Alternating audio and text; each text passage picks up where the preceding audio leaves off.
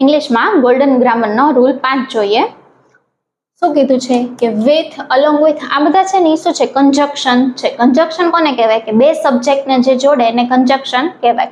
With, along with, as well as, including, led by, accompanied by, in addition to આ બધા શું છે? તો કે કન્જક્શન છે. આપણે એમ કેવું હોય કે જક્ષ વિથ હિઝ સિસ્ટર, તો વિથ શું છે? તો કે કન્જક્શન. કોને જોડ્યું? બેને, જક્ષને અને એની સિસ્ટરને.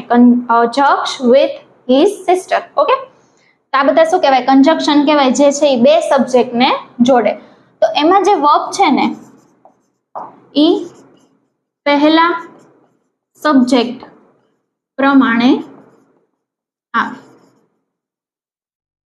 ઓકે, વર્બ કેવી રીતે આવે? તો કે પહેલા સબ્જેક્ટ પ્રમાણે આવે. પહેલું સબ્જેક્ટ છે સિંગ્યુલર હોય તો તમારું વર્બ છે એ સિંગ્યુલર આવશે. પહેલું સબ્જેક્ટ જો બહુવચન વાળું હોય, પ્લુરલ હોય, તો તમારું વર્બ છે એ શું આવે? તો કે પ્લુરલ આવે. બરોબર.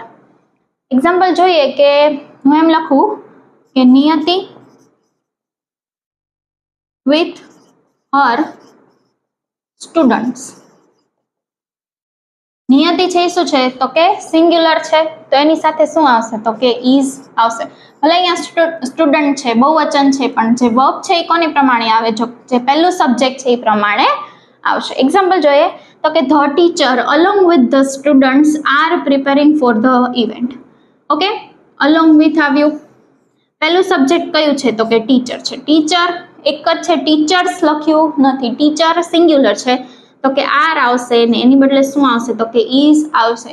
એક્ઝામમાં ઘણા સ્ટુડન્ટને આમાં કન્ફ્યુઝ થાય છે. એ એમ સમજે કે સ્ટુડન્ટ છે બહુવચન છે એટલે કે અહીંયા આર છે એ ઓકે છે, પણ જોવે ને કે અલોંગ વિથ જે છે એની સાથે હંમેશા પહેલું જે સબ્જેક્ટ હોય એ પ્રમાણે આવે.